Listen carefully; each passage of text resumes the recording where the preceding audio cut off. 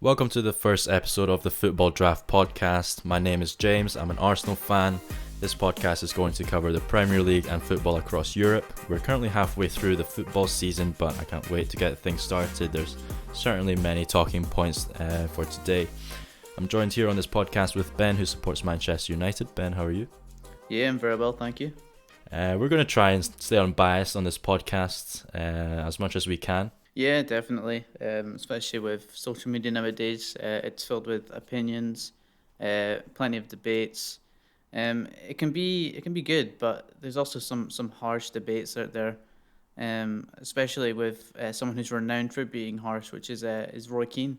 Very harsh comments from Roy Keane over the weekend. I thought the two teams, Arsenal against United, of course, played all right. I don't think the comments were fully justified. Yeah, it was a decent game. He was saying that the United team were lacking that bit of urgency from a team that wants to win titles. I can see where he's coming from, but I feel like at times he's trying to compare the United teams now to when he was playing. But I just think football is completely different now. Would you agree with that? No, for sure. I mean, you look at 15 years ago, 10, 15 years ago, you've got your Vieiras and Keanes in the midfield battle, and now you're talking about your Xhakas and Pogba. And don't get me wrong, they're great players, but I think football's changed over the years for sure. But more specifically on the game over the weekend.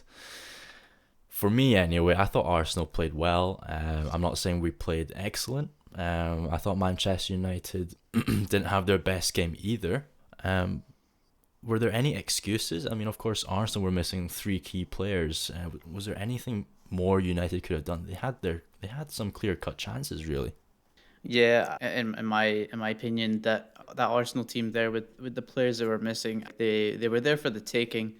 I feel like United just had to be more clinical. They had chances, but they just couldn't convert.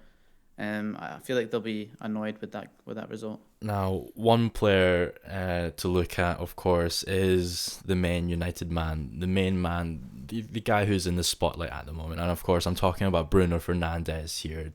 Did he do enough? I would not say so. I feel like he should have done a bit more. He seemed to be a little like quiet in a way. Do you know what I mean? He's struggling against the top six right now, isn't he? The stats against the top six, I think his goal contributions, assist contributions are really non-existent. Is he a stat padder? Is he building up his goals and assists against the lesser teams in the league? And when it comes against the top six, he's bottling it. Even though he's renowned for his winning mentality, but has he got to start looking at himself? Sometimes, yeah. Obviously his stats, when you look at since he joined, like they're phenomenal. So many goals, so many assists. The way he's helped the team is probably one of the best impacts from a single player at a club, probably ever, you could argue.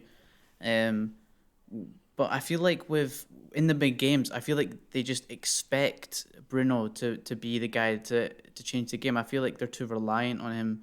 So I feel like in some ways that the United team do need to step up around him. I feel like there's too much pressure on him in all these big games where they just think that he's gonna perform, but I think it's a bit harsh.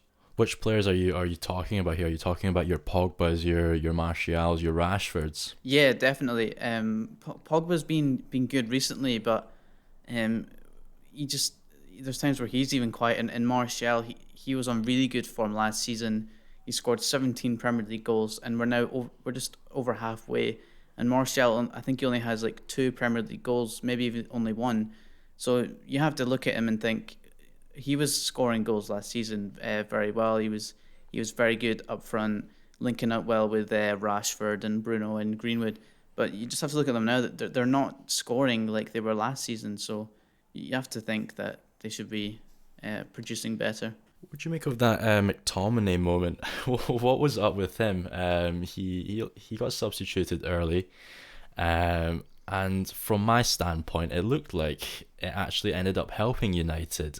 They looked like they played better. Pogba looked more comfortable. United started to create more chances in the first half. What changed? I feel like Pogba he shouldn't. He started the game on the left wing pretty much. But that's not his position. He doesn't have the pace to be out there. he can't be the center of play, can't be the player to string No. from defense to attack. So I feel like with McTominay coming off, it put him back into that midfield position where he's definitely at his strongest, and it means that he can dictate the play more. But on the McTominay situation, I saw a funny thing, and someone said that they think that Van de Beek gave him a laxative to try get minutes, but even after that, he didn't come on. So I also saw a little segment when Van de Beek and Odegaard were spotted warming up towards the end of the second half, and they almost gave each other a hug. I think Odegaard got substituted on a couple minutes later. It was funny because Van de Beek probably whispered to him, "Hey, you're getting more minutes than me, mate, and you've only just signed a few days I ago." know, yeah. I mean, it's weird what's happening with Van de Beek here. What do you make of Arsenal's performance? I have my own opinions, but what did Arsenal look like to you from a United standpoint? They seemed okay. Defensively, they were more compact, and I feel like that's down to Arteta, his impact on their defense. Because in my opinion, players like David Luiz, Holding, for example, I don't think they're No. top level defenders, but with Arteta, I think he's managed to get them set up where they can be compact enough, they can be influential enough in the back line. That means that you can do well enough to concede less goals, and then it gives opportunity for the attacking players to take their chances away, and it seems to be evening out okay at the moment. And that's the thing, though. I think Arsenal's defence have been secretly going about their business. I mean, there's this crazy stat. Arsenal have the second best defensive record in the Premier League right now. The only team to have better is Man City. I wouldn't have thought that, no. Yeah, I mean, you look at Holding that game, winning his aerial duels. He looked solid. David Luiz getting man of the match. I mean, it says for itself. I also seen things that game that I wasn't expecting. I saw the off the ball movement from Pepe. I saw him tracking back, and I'm picking on Pepe here because people are obviously asking, is he worth the 72 million price tag in the summer?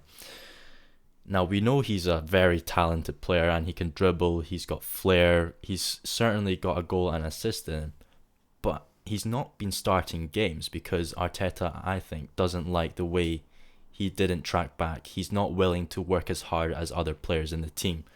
But now that Saka's injured and he's taking his opportunity really, and during that Man United game, I saw him tracking back runs, following Luke Shaw down the wing, and really pressing from the front against United, and I thought it really pressured United into making some mistakes. Yeah, I think Pepe did well that game. If you look back at the game in November where Arsenal did win the game, but Pepe wouldn't have been tracking back. He wasn't helping out the defence there. It meant that Luke Shaw and Rashford were able to get a 2-on-1 on the defender, made it easier to create chances and opportunities for a crossing or an extra pass. So in the game the other day, he was tracking back, and it meant it was a 2-on-2 again. So it just made it easier for Arsenal to cope.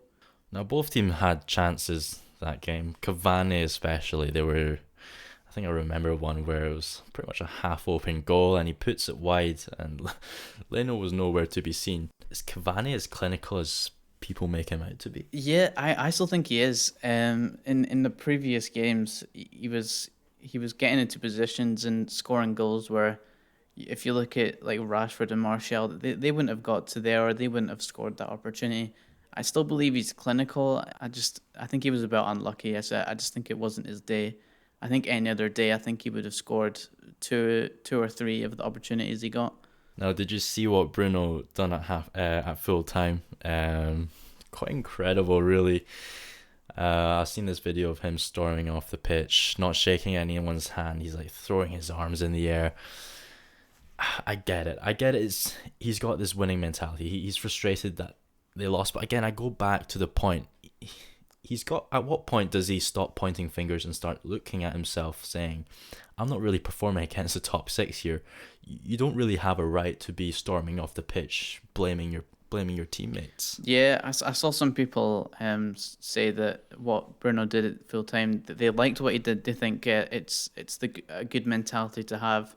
But at the end of the day, if you look back at the game, his performance wasn't up to the standard he set for himself. So it meant that I think it could be a mix between him being annoyed at his teammates, but also himself, that he feels that he's let the team down. So he's just storming off when he doesn't want to talk to anybody. He just needs to take a moment to calm down. I do think that maybe it wasn't a good thing to do, just to storm off like that. It probably create more attention around him when it didn't need to happen. Now, we both agree that we thought the game was fairly even, right? Yeah, it was even. But the Arsenal were missing three key players, and three key players being Saka, Tierney, and Aubameyang. Now, a question I want to ask you, is Saka the best teenager in the Premier League? No, no. I would say he's probably the most consistent, but I feel like Mason Greenwood is a better youngster in the league. How is Mason Greenwood better than Saka? Is what I want to ask. I think Saka is clear of everyone, and this is not reactionary. He has been performing consistently in the Premier League for a while now, and being at such a young age, I think he's the best one out there, and the only ones that really compare are, you've got your Greenwoods, you've got your Fodens. Who else? I think Hudson-Odoi is still young enough, maybe. But think in what that's aspect is I Greenwood better can't. than Saka been? If you look at the goal contributions, I just feel like Greenwood is more prolific. I feel like when he gets the chances, he takes them more often than the other youngsters. So I just feel like he's set himself above the rest. Goal contributions. You want to know a statistic actually about Saka? And Saka Go this on. season has five goals and 2 assists, I believe, which is the most out of any teenager across Europe this season. So if we're talking about goal contributions, Saka certainly wins it. I don't really see how. I mean, look, they're all great players. They're all talented players. It's the fact that we're having this debate doesn't disprove any of them of their talent. They're all great players, but I just think Saka is clear. Like I said, I think he's the most consistent. He can play in several positions, so he's got that versatility that's important to any team. But I feel like the ceiling that Greenwood has, I just feel like it's a lot higher. I still think that he's above the others. All right. Well, we'll agree to disagree there. What players do you think can improve Arsenal or can improve United going forward? I mean, you look at. It feels like they're still missing something, aren't they, for a real title challenge? Is there any players in mind that you think are United can sign? Yeah, I feel like their attack, I feel like, is okay. I feel like if we added any more players, it would just cause more difficulty just letting them line up. That there'd be players beginning to become unhappy. I feel like the midfield has got enough depth as it is. I think it's still just the defense. I feel like they're still missing a partner for Maguire. Lindelof, I don't think is up to Premier League standards for Any players in consistent mind? level. I'd say there's a young defender from Sevilla called Koundé. He's got a bit of pace on him. Um, I was wrong about him. I thought he was left-footed. He's actually right-footed, but I still feel like the pace he has and the fact that he's young, he's still got a lot of potential. I think he would solidify that defense, and it would really help Maguire out since Maguire isn't blessed with pace, so he does struggle. I think that's what Maguire needs in his partnership. Maguire, he'll be the one winning the aerial duels, but he's not. He's very sluggish, so he needs someone quicker, a bit more agile next to him. And the only player that I can think that United have that can offer or has that can offer that is your Bailly's or your Twanzebe's. But Koundé, who has gained a lot of attention over the last couple of seasons, has put in some really big performances. So I think that would be a perfect matchup for Maguire. Is there anyone else that you think that can really push United onto a title challenge next year? I don't have any players specifically, but in terms of positions where I feel like they still need to to recruiting. I feel like the right back position. I rate Wan-Bissaka highly. I think he'll still be one of the best right backs in the league in a few years' time. His But I step think he's overs are just still one of the funniest things I ever see in football. yeah. I don't think he's blessed with natural dribbling ability, unfortunately. But I feel like Man United just don't have the depth in that position to give him competition to really push him on. So that I think isn't in his head. He knows if I don't play that well, there's no one else that can replace me. So he seems to be really content with where he's at. I feel like we need to bring someone in to give him a challenge. I feel like just to push him on more. Like with Luke Shaw, you can see his impact once Telles came in. He knows that there's someone right behind him trying to get that spot in the team. So he's really upped his level this season, and I feel like Wan-Bissaka needs the same. I feel like his performances are too average and inconsistent. I feel like he just needs that challenge in the team. No, I totally agree. In terms of Arsenal, I think one player that would be perfect is Jack Grealish. I think he'd be perfect for most Premier League sides, really. Jack Grealish this season has 19 appearances, 6 goals, 9 assists, and 4 man of the matches. I think any team would love to have him. The only issue is really his price tag. Being English, homegrown, you're probably talking at least 50, 60 million here, aren't you? Yeah, there was links last summer of United going for him, and there was talks about a 70 million price tag. I just feel like they just want to set that level of a price tag just to pry any clubs in the Premier League coming for him. I think if they did get relegated last season, like they were close to, I feel like he would have been able to leave for a much lesser fee. But I feel like because they're in the Premier League and they're performing really well at the moment, I feel like it is going to be a high budget It's that a you'll need difficult to one because Arsenal have, of course, just loaned Martin Odegaard from Real Madrid, and if he plays well, I'm pretty sure there'll be a deal on the cards here to sign him permanently. Yeah, is there a fee on that? Do you know about that at all, or do you think it's just wait until the summer? Arsenal are certainly paying his wages for sure. There is no option to sign or obligation to buy. No, but I think Zidane and Arteta have, or Zidane and Edu have this what they call a gentleman's agreement to sit at the table. Sit at the same table at the end of the season and discuss Martin Odegaard and Dani Ceballos, of course. But Odegaard, when he came out, or when he burst into the scene at 15, 16 years old, just as a kid, it looked like, or people were talking about him being the next big thing, the next world beater. You're talking about he'll be leading the midfield for Real Madrid, but then making his debut at 16 years old for Real Madrid, he then went on loan after loan after loan, and he's not really been given the chance he deserves. Yeah, I think what didn't help it, Real Madrid at the time, is at the same time that Odegaard came in, that's when James Rodriguez was on the scene hot after the World Cup. They had Isco coming through, and then a year later there was Asensio.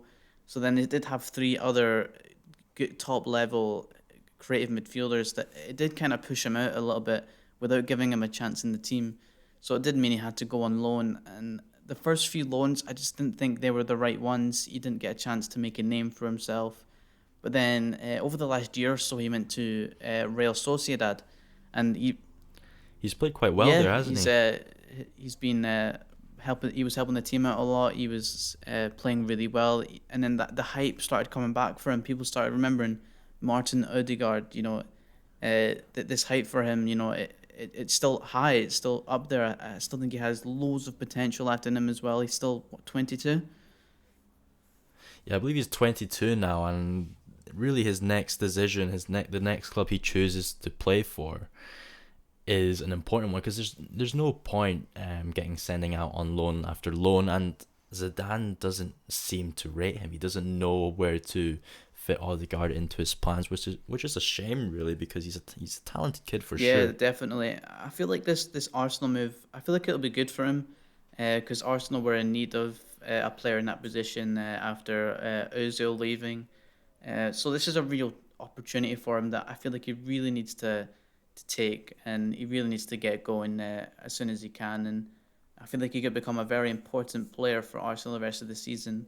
So we've gathered some tweets here about the Arsenal United game over the weekend.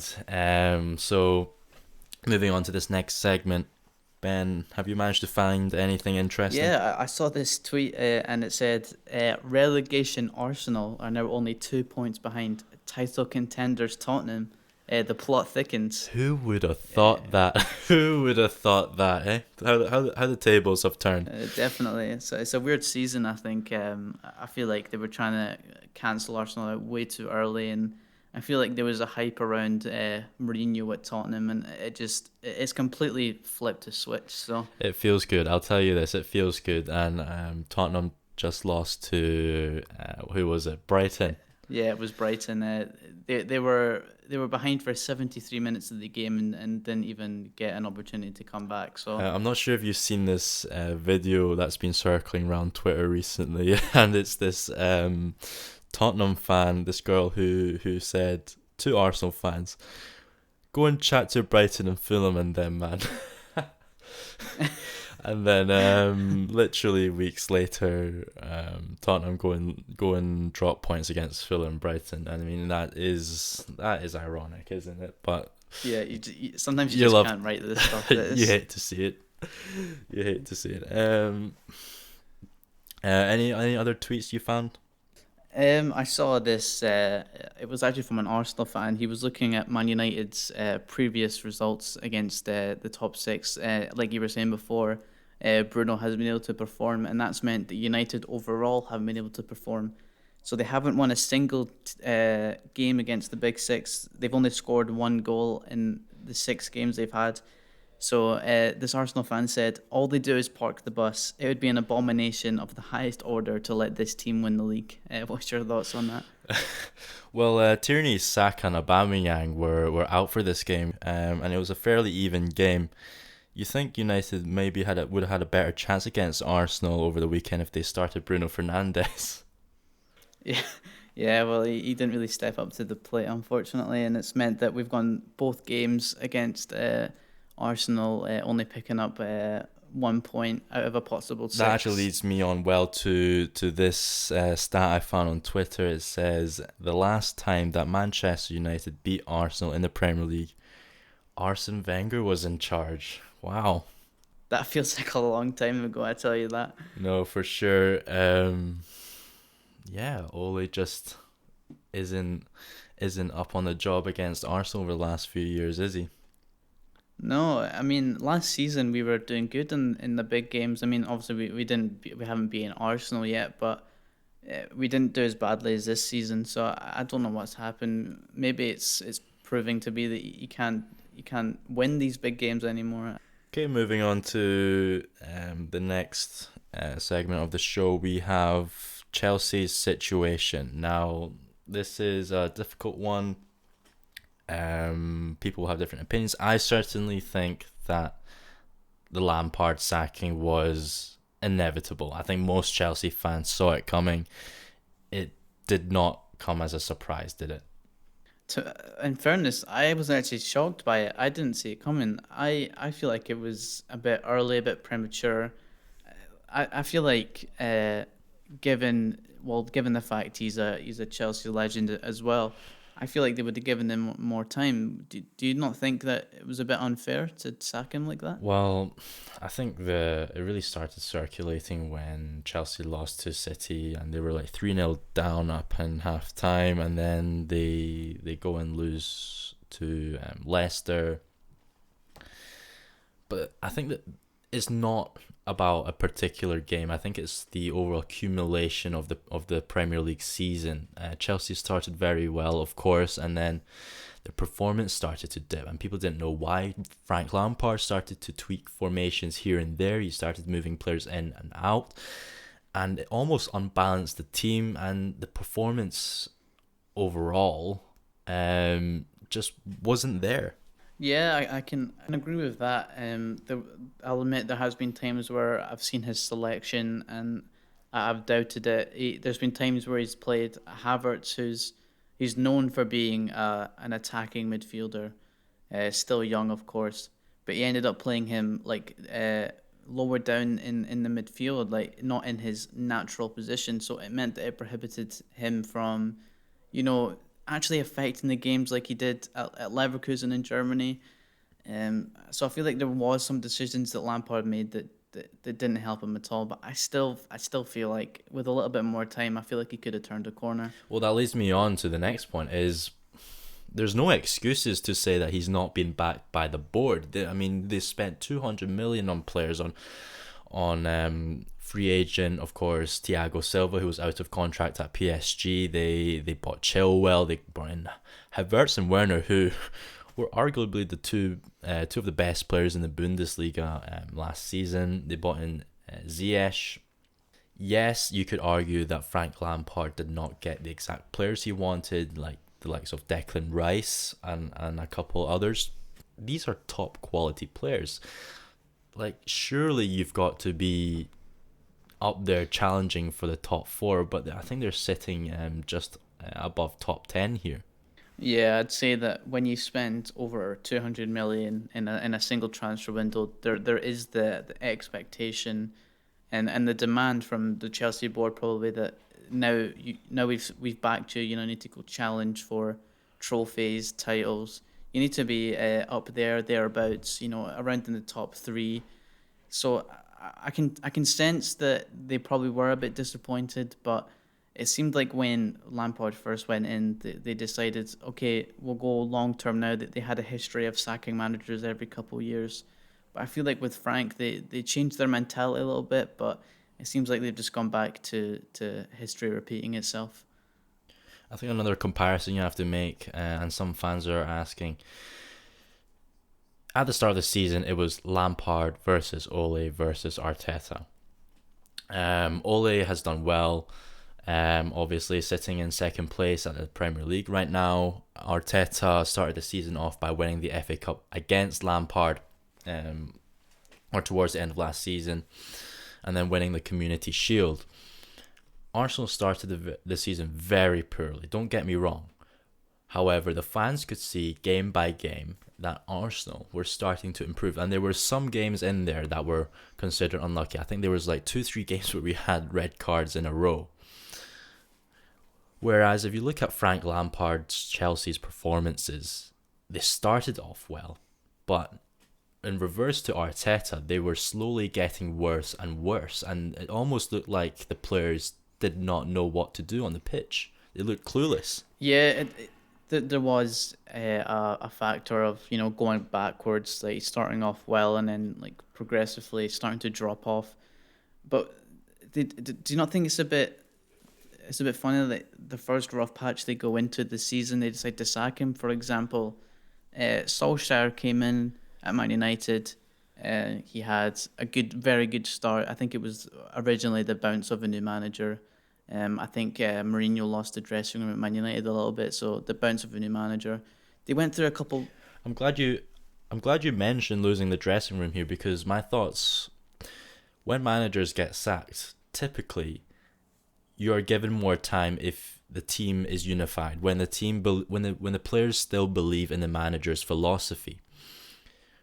But I just had a feeling that the players at Chelsea were starting to go against Frank Lampard a little bit. You know, they didn't know what their roles were. They didn't know what their duties were on the pitch, and that's what would worry the likes of Abramovich and Maria. Sorry. Yeah, I think I remember reading, I think it was on Twitter again, about Antonio Rudiger more than most expressed his feelings about Lampard, made it clear that he wasn't happy with the way he was leading the team. He felt he was unfairly left out. So if there was a few players that he managed to get on his side, then it did seem like it could have been a bad situation for Lampard, with several players unhappy with his management. I think one thing we can say for sure is that Chelsea are no longer in for the title race.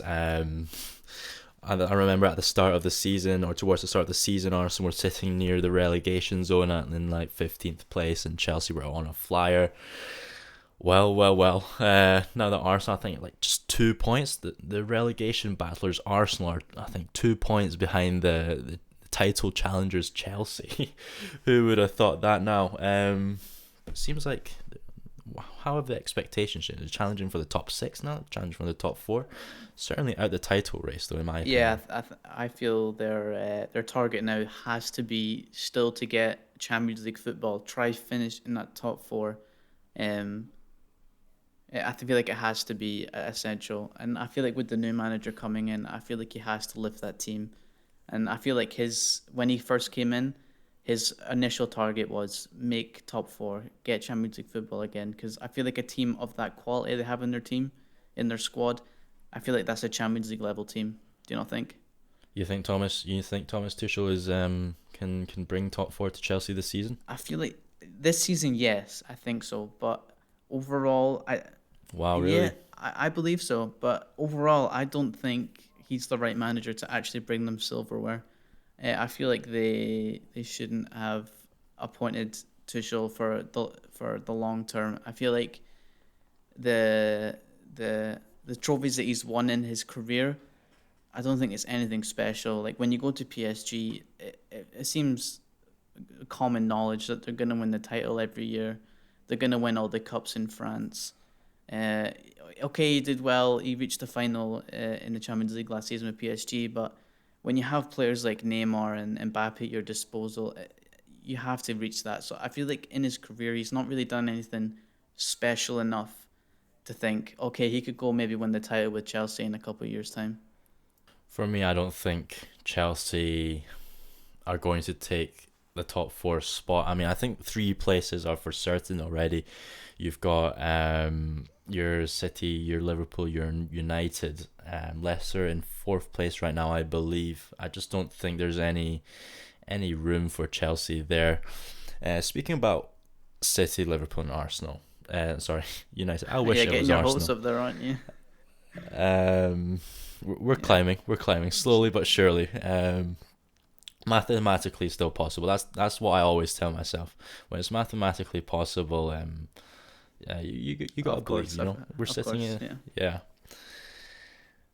So who do we think are in for the title this season? I believe that it's between mainly three, but potentially four.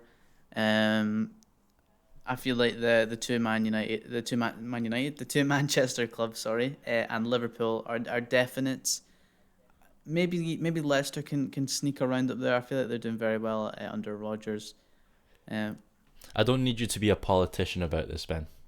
Who is winning the league this season? And remember, coming from a United fan, of I'm course. gonna cause probably a little bit of surprise. Maybe people are gonna think I'm being biased, but I still feel like United have enough this season with the situations around them to win the league.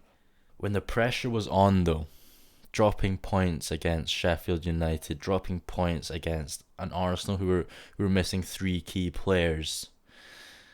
It's not convincing signs, is it? You could say that. If you look at, for example, their away record this season, managing to avoid defeat against Arsenal, even though they should have won the game, but it meant that Man United are now unbeaten in 18 away games, which is a new club record, and it means it's been over a year since they've lost a Premier League game away from home. And I feel like this season that is crucial. And yes, the home form has been a bit off, but I feel like the fact that they're consistent away from home, and the the situation with Liverpool in their defensive crisis, and Man City with they had a COVID outbreak, they've had Aguero being out, they've had De Bruyne being out. I feel like this really suits Man United. That I think they'll manage to nick it, but I think it will be very close. Between United and City? Yes, and I think Liverpool will be close as well. I feel Man United will nick it, and the second and third, City and Liverpool, I think will be close. I think it'll just be a matter of maybe even 3 or 4 points between them. Well, City here are starting to pick up some form, it looks like, but they do have a game against Liverpool coming up, what what are your some early predictions for that game? I personally think City are gonna take it, and that will build them a solid gap between first and second place to take it on towards the second half of the season. It's a big game. I think it's kind of like the perfect game for Man United right now because they need one of those two teams to drop points. I feel like the last couple of games, Salah has really started to pick up form again, especially against West Ham the other day. He scored two very very good goals, and it looked like the form of what he was like last season, and even in his first season when he scored over like 40 goals in his first season. Just the position he's getting in, the finishes that he's doing. I think that with Salah being back on form, I think he'll be able to uh, take over the game, and I think he'll score, and I think he'll win Liverpool the game. What do we make of Tottenham's chances this They year? they could have been up there, but I don't know if you noticed, but in the last month or so, they ended up switching formation. I think they used to play a 4-2-3-1, but now they've switched to it's like a 3-4-3 almost. I feel like that might have affected them a little bit because it might have halted their progress because they were getting so used to playing in that 4-2-3-1 that a sudden change in formation and tactics has meant they've had to take time to familiarize themselves with it. And with Kane being out as well, they just don't perform without Kane. They just seem to struggle. I remember last season. I think was it in the Champions Leagues. Son and Lucas were paired up together, and they did quite well actually. But they're not seeming to find the same chemistry over lately, and it will certainly be difficult without Harry Kane, I'm sure. But you're maybe asking, well, is this where Gareth Bale steps in? You know, they bring in this guy from Real Madrid, ex Tottenham, high wages. Is it time for him to step up? He definitely has to step up. He's been given opportunities in this season before, and he just hasn't been able to impact the games where I feel like a player of Gareth Bale's ability and looking back in his career, I feel like he has to make that impact.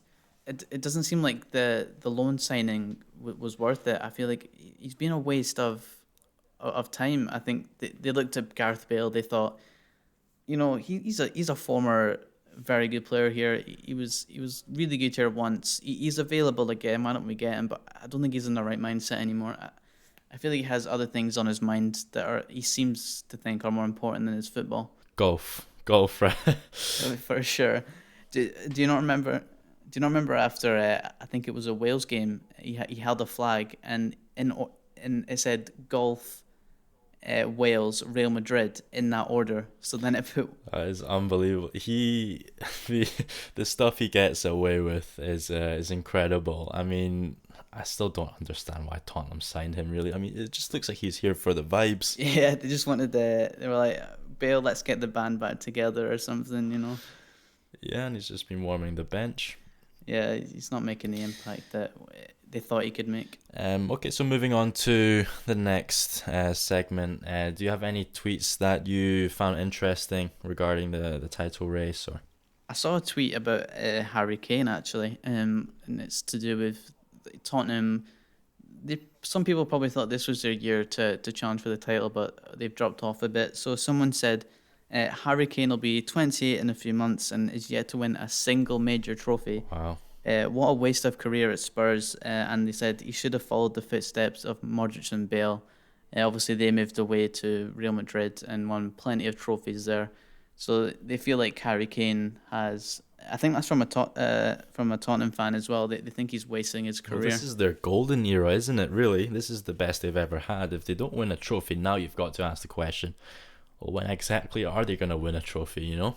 Yeah, I think they need to take a look at themselves and think the squad that they have, they arguably have one of the best managers of all time with Mourinho. He's a serial winner. He's won so many trophies throughout his career. I feel like they just have to take a look and think, what are we doing? Like, where are we at? We need to win trophies. And I feel like that Harry Kane is the most complete striker in the league. I think he can do everything. He's been really good, even defending this season. He seems to just link the whole team together. Seems to be that bit of glue that sticks everything together. So with the team they have, I just don't understand how they aren't. So it does beg the question: when is this trophy drought going to end? Hopefully it doesn't. I've Course. seen some stuff about Harry Kane. There's this thing that he does that draws fouls. I'm not sure if you've seen the videos. I'm sure there's a compilation out there somewhere, and it's basically when Harry Kane and a defender or another player goes in for a header, and Harry Kane does this thing where he looks at the defender, and as he's going in for the, or he's waiting for the defense to go in for a header, he almost like leans into them and gains a free kick from it. I think it's absolutely absurd. I think it's something that the FA need to look into and really decide who deserves a free kick here, because he's doing it on purpose. I feel like I think it's very dangerous. I've seen a few clips, and the way that I think it was in the Arsenal United game actually. Lacazette, yeah, he did it on and Pogba Maguire and the as well. and Pogba as well. I mean, that's poor from Lacazette, I must say. It's a very dangerous tactical foul, I'd say, to make. Yeah, it can cause injuries easily. It actually affected Kane. That's what's injured Kane from he backed in against I can't remember who they were playing. It was only a week ago or something, but he was backing in doing that thing he does, and he ended up going over his ankle in the process, and that's what's injured him. So Well, exactly. I don't wish injuries on any player, but if there was a way, any ironic way for him to get injured, it would be doing that, wouldn't it? yeah, for sure. And I think the way that they do back into the defender, the way the defender jumps over and then ends up landing on the ground, it can cause serious injury to the defenders as well. I don't think it's a safe thing. I think the FA do need to look at it and think if the striker does that, it should be a foul, and the defender should get the free kick, in my opinion. No, I totally agree. Is there anything else that you saw circling around Twitter? Sticking with Tottenham, and you'll like this as well. It's about Premier League points earned in the last 50 days, All right. and it's between Arsenal and Tottenham. So Arsenal in the last 50 days have earned 18 points. Can you make an estimate about how many Spurs have earned in that time? Is it less than 10? Yes, it's 9. All right. Well, So it's half. stop Arsenal the have count earned here. double. Stop the count here. Yeah, yeah. Um, If it continues in that way, then it won't be long before Arsenal end up overtaking Tottenham. well, the thing is, Arteta's come in and he's already won more silverware in his first official Premier League campaign than Tottenham hasn't he? Yeah, Yeah. yeah. Anything else you would like to cover On the title race or anything on the else? title race? I haven't been able to see anything else. Have you got anything? Well, I've been looking here, and there's this rumored contract for Messi, which is something eye-opening, and it's his 555 million 4-year contract. And it says here that Barca will take legal action against El Mundo, the Spanish newspaper outlet, for publishing Messi's contract details. Now, we'll let them get on with that, but the words out is Messi is running Barca to the ground here. Is any player worth that amount of money? I don't think you can say that any player at all could be worth that much. If you look, I saw something as well about that in Barcelona's revenue, 14 it's between 14 and 16% of that is used just on Messi's contract and his bonuses, and for a whole club of that stature to be using about 15% of that just on Messi, I think that's a bit crazy. Do you not think? No, it's certainly outrageous, but of course you've got to look at factors such as Messi brings in revenue for the club as well. You're talking about shirt sales, you're talking about the club brand around the world, how many fans, how many following he has on social media. But I just think all that put together still doesn't equate to that bumper of a contract. Yeah, I don't know how they could even reach the point where they offered him that much money, because I feel like he would have been loyal anyway, but I feel like now it looks like for Messi, it looks like they've just kind of bought his loyalty instead of earning it. Well, it's funny you say that, but I think this contract was agreed back in 2017. However, in the last summer of 2020, there was rumors circulating that seriously that he was considering leaving Barcelona.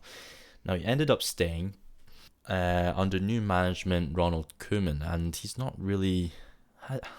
Has he done well? Where are Barca sitting in the La Liga at the moment? Actually, I think they're actually sitting down in maybe even third or fourth, which for someone like a team like Barcelona, they'd expect to be winning the league. They're actually second, but they're 10 points off of Atletico Madrid at the top, and they have a game in hand as well to go even 13 wow, points that's clear. insane.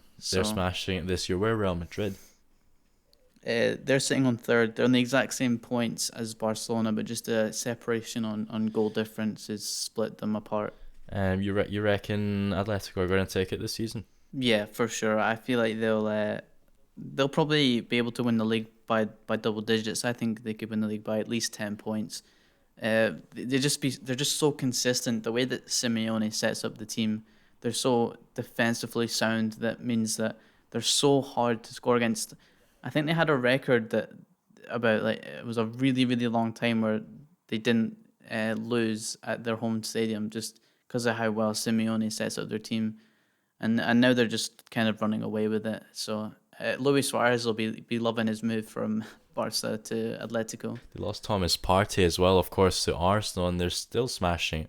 I wonder what the odds are of Torreira sealing the winner to seal Atletico Madrid the La Liga title. That would be scenes. That'd be perfect, and then return back to Arsenal with the Liga's medal. You know, that's a perfect loan deal for him if Arsenal are managed to sort that out. Yeah, he'll be hoping that he won't be returning to his famous number 10 position under Unai Emery, of course.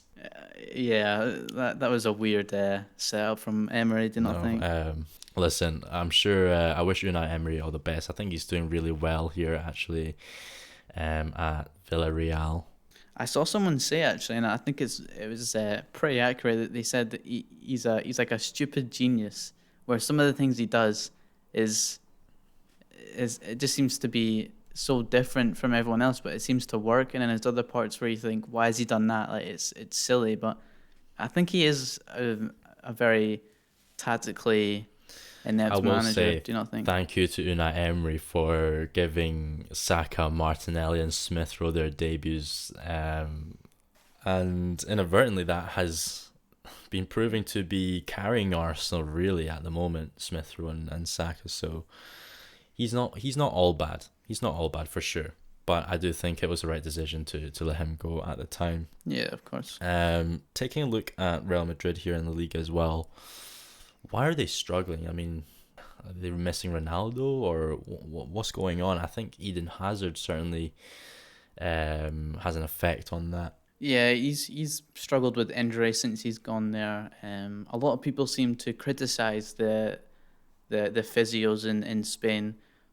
Even looking at Ousmane Dembele at Barcelona, they seem to think that parts of his injuries are at fault with the physios there. So I think in Spain, I don't think they're blessed with the same level of physios that England seem to have. So when he was at Chelsea, he was hardly ever injured. But then he goes to Real Madrid, and he seems to be injured. He'd play once, and then he'd get injured again. So he's never really had a chance to even get going at Real Madrid. So I think that's been a struggle that they thought that when Hazard came in, he would have not necessarily replaced Ronaldo, but it meant that they still had a player at probably the highest level to come in, and they'd still be able to challenge and go for titles. But it hasn't seemed to work out so far. Yeah, he's been very unfortunate with injuries for sure. I think when they first brought in Eden Hazard, they expected him to hit the ground running and live up to expectations. But that's just not been the case, and And now you've got rumours of Sergio Ramos wanting to leave Real Madrid soon. And You seen that? There's even links to Man United, and I wouldn't mind that how old deal. is he now? 34, 35. He's. I think he's still got a good couple of years left in him. No, for sure. It's a difficult one because Real Madrid, of course, was or is becoming an aging squad. I think you look at the likes of Marcelo. I think they were wanting to bring in David Alaba in as a free agent. I think there was rumours that it's actually already agreed. Yeah, I believe so. That kind of frustrated me because he was someone that United should have looked at, but it seems like Real Madrid have been able to get him. I think it was his dream to go to Real Madrid though, at some point in his career. So I think he deserves it. But I hope that Real Madrid do better next season. So it doesn't seem to be like a failed move for Alaba. It would be nice to see a different winner though in La Liga. I think it would be nice to see Atletico take it this year. Yeah, I think they won it in 2014, but then ever since then it's always been Barca or Real Madrid. So I think it'll be good for them, and I think the team they have they can continue that even the next season. With the João Felix coming up, he's still young. Quality player. I think so as well. I think it's exciting times for Atletico to be a fan of them as well. I think they have a really bright future, and if they can keep Simeone as well, they're in a You really reckon good Barca place. are kicking themselves over letting Luis Suarez go now? Yeah, I think so. He's still a top striker. He has been for a long time, even from his days at Liverpool back in 2012, 2013, to then getting the move to Barca, and with the front three that they had with Messi, Neymar, Suarez, he's just been at the top level his whole career. And I still think that if Barca looking now, they might have thought, I wish we were able to keep a If hold of him. Luis Suarez joined Arsenal those few years ago, that famous 50 million and a pound transfer from Arsene Wenger that got rejected. I read Arsene Wenger's book actually, and he actually demythed why he done that. Apparently there was a release clause that he was told on Luis Suarez's contract at Liverpool, and the other clubs were required to bid higher than 50 million pounds to secure Luis Suarez. So he put in an extra pound to test if that was true, and obviously it was not. The player did not have a release clause, and he realized he was lied to. So yeah, he ended up moving for it was 75 million. So I don't know if why they lied about that or why they made it seem like he had a release clause, but it's pretty funny to think that he thought, yeah, let's just add in an extra pound and see if we can get him. Arsene must have been reading the newspapers, absolutely being mugged off there. But no, he's certainly worth every penny now in retrospect. For sure. That pretty much concludes today's podcast. Is there anything else you'd like to add today, Ben? I just want to say again, I think United are going to get the title. Don't know about you. I think Arsenal are, like you said, are starting to pick up their pace. No, I think if they've reached the top, then that's one of the best comeback seasons we'll certainly ever. need a lot of luck. I think we'll focus on getting top 6 at the moment, but it'll be really hard to get top 4 in my opinion. I think in no particular order, it's going to be Leicester, your City, United, and Liverpool. It's interesting to see West Ham up there as well, so it'll be interesting to see how that develops over the course of the second half of the season. Yeah, it could end up being that maybe Arsenal think about focusing on the Europa League as their way to get to Champions League football. Try win that, and it gets their Yeah, I path mean to we've been Champions knocked League. out of the FA Cup early, so we've only got 2 competitions to focus on. It's just all about consistency really, and when Tierney's and Saka's and your Aubameyangs are going to come back. So yeah, I think it'll be interesting to see how that develops. Anyways, that's all from us today here on the Football Draft podcast. You've been joined today by James and Ben. You can find us on iTunes, Spotify, or YouTube. Remember also to tune into our episodes every Wednesday. You heard the man. Feel free to leave any feedback on our first episode. Like, share, subscribe, and see you guys later. See you guys later.